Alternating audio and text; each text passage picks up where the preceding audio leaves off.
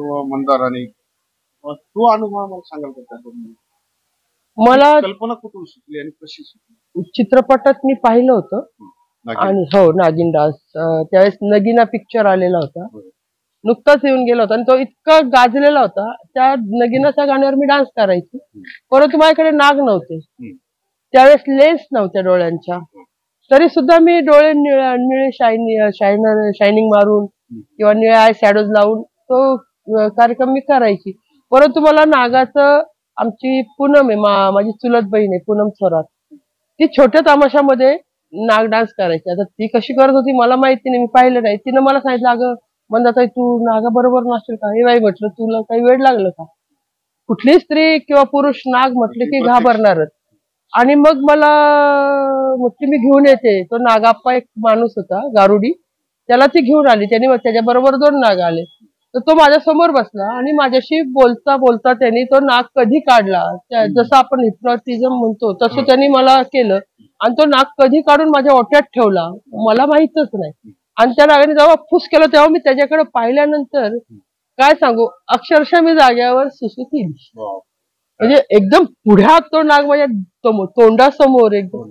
आणि मग मी हो अनपेक्षित घडलं ते, मी खूप घाबरले. मग तो म्हटलं घाबरू नको, काही करणार.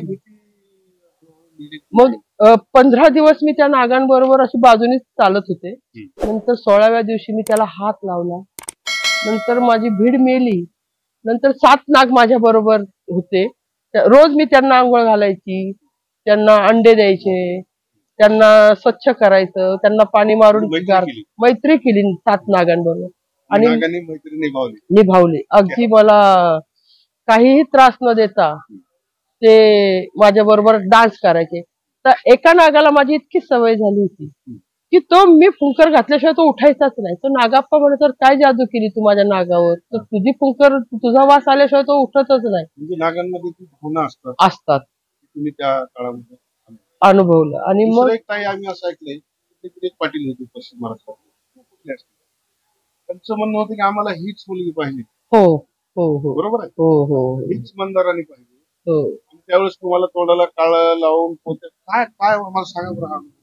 माझी बहीण होती बीबीताई, त्या करोनात वारली.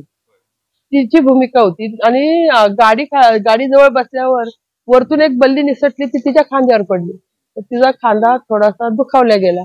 मग तिचं काम कोण करणार? तर मग मी म्हटलं मी करते, तिचं कॉमेडी काम होतं. तर मग रंगबाजी झाली.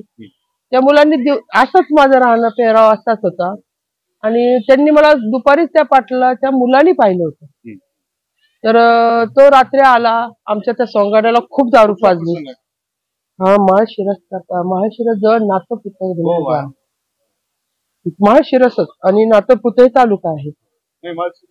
हा आणि नात्यापुते. हो. मग त्या पोराने मला पाहिल्यानंतर आमच्या त्या सोंगाड्याला खूप दारू पाजली आणि म्हणे की मुलगी मला दे, नाही तर मी तुला इथं खलास करीन. त्यांनी त्याला बॅगभर पैसे पण दाखवले.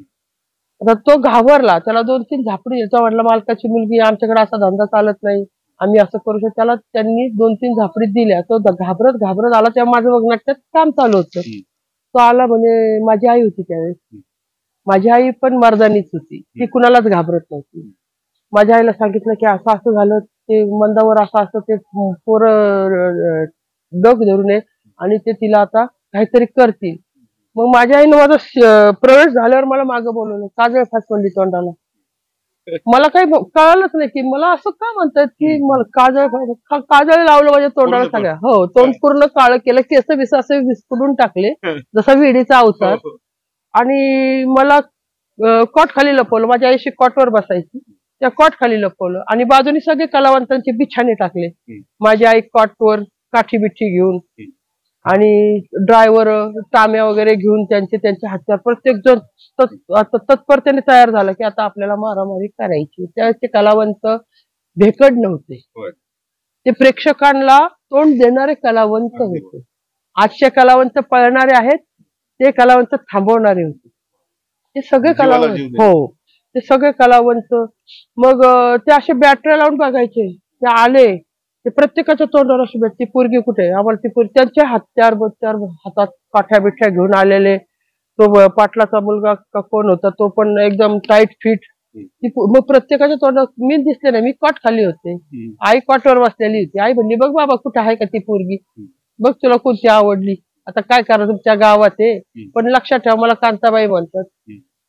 मी अख्ख्या महाराष्ट्रात दौंडी पिटली ह्या गावाची. हो म्हणला तुम्ही इथून जाल तेव्हा ना ती पोरगी माझ्या ताब्यात द्यायची. झालं बाई, तिथून आम्ही निघालो. मग ते पोरं गेले, कुणीच दिसेना, ते गाड्याच शोधायला लागले. मग आईनं मला असं रगामध्ये गुंडाळलं, ब्लँकेट दिलं आणि पोत्यात घातलं. ते पोतं उचललं आणि गाडीत टाकलं. मग मी गाडीत गेले, तोपर्यंत ते निघून गेले. रस्त्यावर त्यांनी दगड लावले आडवी. ती पोरगी इथून तर काही जाणार नाही, ती गाडीतच आहे. रस्त्यावर आडवी दगड लावली आणि असे अंधारात बसले. ते गाड्या चालल्या, तर पुढं तंबूची गाडी, त्याच्या मागे स्टेजची गाडी, मध्ये महिलांची गाडी, त्याच्या मागे 2 गाड्या, अशा गाड्या आम्ही, महिलांची गाडी मध्ये असायची. तर पुढचा ड्रायव्हर पळत आला, म्हणला दगड लावलेली आहे, काय करायचं.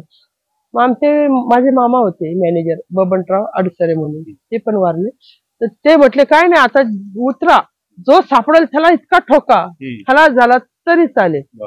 आणि सगळे मराठवाड्यातले आपल्याकडे कामगार होते. बरं ते अर्धे डोक्याचे, हा अर्ध्या डोके उतरा म्हणल्यावर ते काय साधे उतरतात का, काठ्या घेऊन ओरडतच सुटले.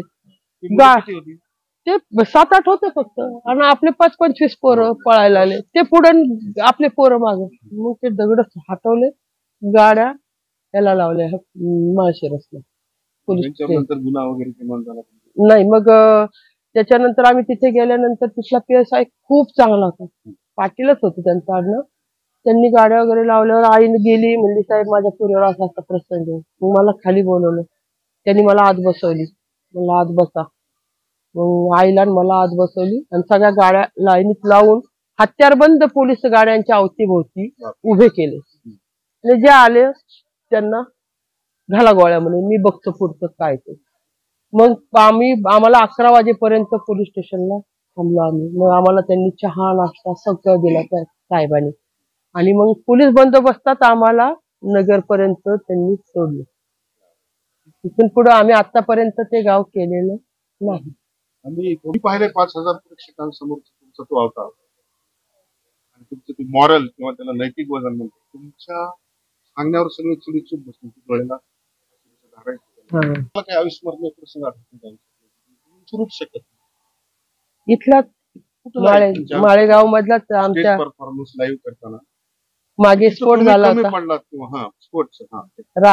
राजीव गांधी हत्याकांड, हेलिकॉप्टर वगैरे बोलवलेलं होतं, बनवून आणलं होतं आणि ते सगळं सेट मागे होता. पुढून हेलिकॉप्टर मध्ये राजीव गांधी येणार आणि ते असं फिरून स्टेजवर येऊन उभं राहणार. मग माझी एंट्री होती आणि आपटी बार होते 350. आपटी बार होते 350. तर माझा भाचा बबलू, तो पण वारला आता का कोरोनामध्ये. त्याला खूप नाद होता त्या आपटी बाराचा. तर ते 350 आपटी बार एका पेटीमध्ये होते. तो गेला, रंगबाजी चालू होती आमची, तो गेला ते आपटी बार काढायला लागला. तर तितक्यात रघुभाऊ बाहेर आला म्हणून त्यांनी ते दरवाजा जोरात आपटला. तसा स्फोट झाला 350 आपटी बाराचा. माझा भाचा स्टेजवरनं उडून खाली पडला, इतका उंच उडाला. आणि एक वामन मामा म्हणून शेकत होते, कलाकार होते सोंगाड्या, त्यांच्या इथून पत्रा गेला उडाला त्या पेटीचा. तर मागचा मेंदू खाली, ते जाग्यावर पडले, जाग्यावर. आणि 5-6 जण प्रेत आम्ही रावटीत ठेवून तमाशा केला.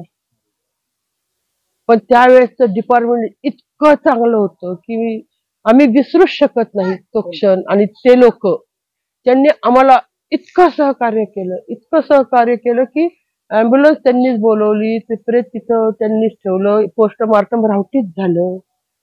त्यावेळेस काही सोय नव्हती. मग ते प्रेत त्यांनी डेड बॉडी तिकडे गावाला त्यांच्या नेली. त्यांनी सांगितलं की हा त्यांनी केलेला नाही, हा अपघाती निधन आहे, हे स्फोट झालाय त्यांच्या इथं, त्याच्यामुळे त्यांचा भाचा पण भाजलेला आहे. हा प्रसंग आयुष्यातला कधी न विसरणारा प्रसंग आहे.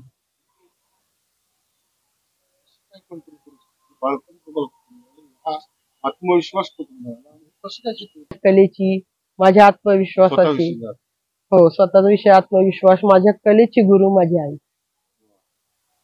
माझ्या आईची प्रेरणा मी घेतली. माझी आई पोवाडा गायची, माझ्या आईनं कधी पोट उडवलं नाही, कधी बोट मधलं दाखवलं नाही, कधी अंग प्रदर्शन केलं नाही. चालेल. हो, आणि पोवाड्यामध्ये प्रेक्षक शांत बसलंच पाहिजे. माझ्या आईचं एक वाक्य होतं, जेव्हा जिजामातेला डोहाळे लागले, त्याचे डोहाळे कशाचे? घोडस्वारीचे, परत तलवारबाजीचे, हे तिला डोहाळेला दांडपट्टा फिरवायचे. हे डोहाळे जेव्हा तिला लागले त्यावेळेस तिच्या पोटी जो पुत्र जन्माला आला तो शिवबा आला. त्यांनी ते अनुकरण घेतलं की तो पोटात असताना तिला काय संस्कार ते पोटात असताना त्याला मिळाले, आणि त्यामुळे छत्रपती शिवाजी महाराज हे देशाला मिळाले. त्या जिजामातेचे ते डोहाळे होते. आजकालचे डोहाळे म्हणजे आमच्या माता भगिनी भिंतीतली माती खातात, भाजकी माती खातात, कोणी मिसरी लावतं, कोणी काय करतं, आणि मग त्यांच्या संस्कारातून उत्पत्ती जी होते ती पुढे बसून दगड मारते. हे माझ्या आईचे वाक्य होते. ते वाक्य मी नेहमी ऐकायचे. पण मग मी ते वाक्य न वापरता मी माझ्या मनाने प्रेक्षकांना शांत करायचा प्रयत्न करायचे. जर एखादा खूपच जे जास्तच जर झालं तर मग मी म्हणायची, तू जे दगड मारतो तू सांग